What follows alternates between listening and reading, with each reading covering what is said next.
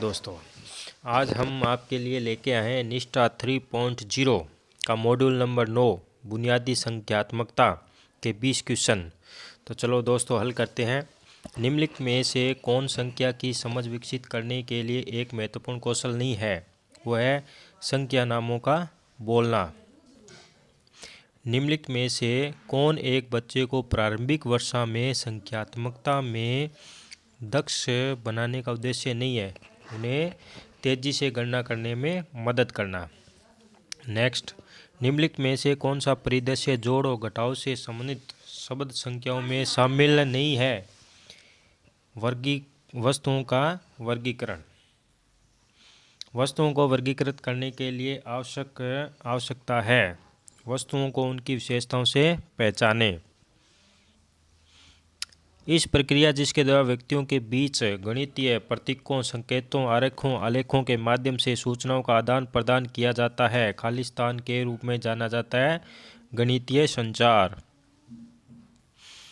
संख्याओं को सीखने से पहले एक बच्चे को वस्तुओं को क्रमबद्ध करने में सक्षम होना चाहिए, क्योंकि क्रम संख्याओं को क्रम में रखने या क्रम में रखने से संबंधित। गणना सीखने समझने में उपयुक्त क्रम क्या होना चाहिए? पहला है जोड़ के संबंध में गुणन का वितरण नियम लागू करना। 2. गुणन का अर्थ समझना। 3. गुणन एल्गोरिथम सीखना। गुणन की भाषा को समझना और प्रयोग करना। इसका सही आंसर होगा 4, 3, 1 एंड सेकंड। यदि छात्र विभिन्न त्रिभुजों के गुणों का नाम बता सकते हैं लेकिन अभी तक उनके बीच संबंध नहीं देख पा रहे हैं, तो वह वेन हिल ज्यामिति सोच मॉडल के किस चरण में है? विश्लेषण वाले चरण में हो सकते हैं। आरंभिक अवस्था में गणित सीखने के दौरान एक बच्चे से ये अपेक्षा नहीं की जाती है कि गणितीय तकनीकों के लिए आवश्यक परंपराओं को जाने। शून्य की अवधारणा को निम्नलिखित में से किस संक्रिया के माध्यम से सर्वोत्तम रूप से प्रस्तुत किया जा सकता है? वह है घटाव। कब कहा जाता है कि एक बच्चे ने आकार और स्थान की समझ हासिल नहीं की है? जब बच्चा बिना समझे घन, घनाभ, गोला आदि आकृतियों के नाम रटता है। वस्तुओं के मिलान या जोड़ी बनाने की गतिविधियाँ किस पूर्व संख्या कौशल के विकास में मदद करेगी? प्रत्येक से अलग पत्राचार। निम्नलिखित में से किसमें दिए गए नियम के अनुसार वस्तुओं के संग्रहण का क्रम शामिल नहीं है? वर्गीकरण। निम्नलिखित में से कौन सी मूलभूत संख्यात्मक कौशल को बढ़ाने के लिए एक उपयुक्त शैक्षणिक प्रक्रिया नहीं है? बहुत सारे अभ्यास प्रश्न हल करवाना। निम्नलिखित में से कौन डेटा प्रबंधन का एक घटक नहीं है? डेटा का निर्माण करना।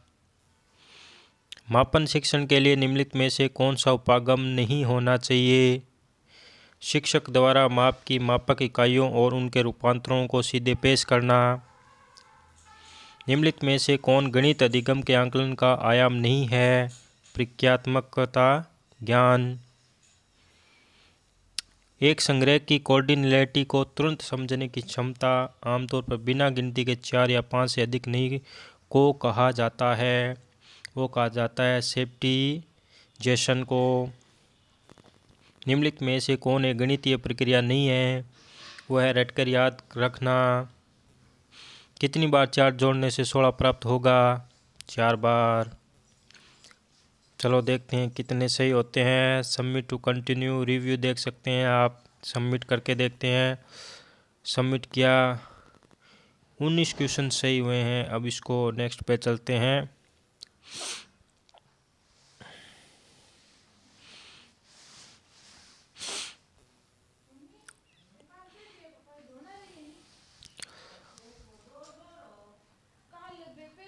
चलो दोस्तों, धन्यवाद।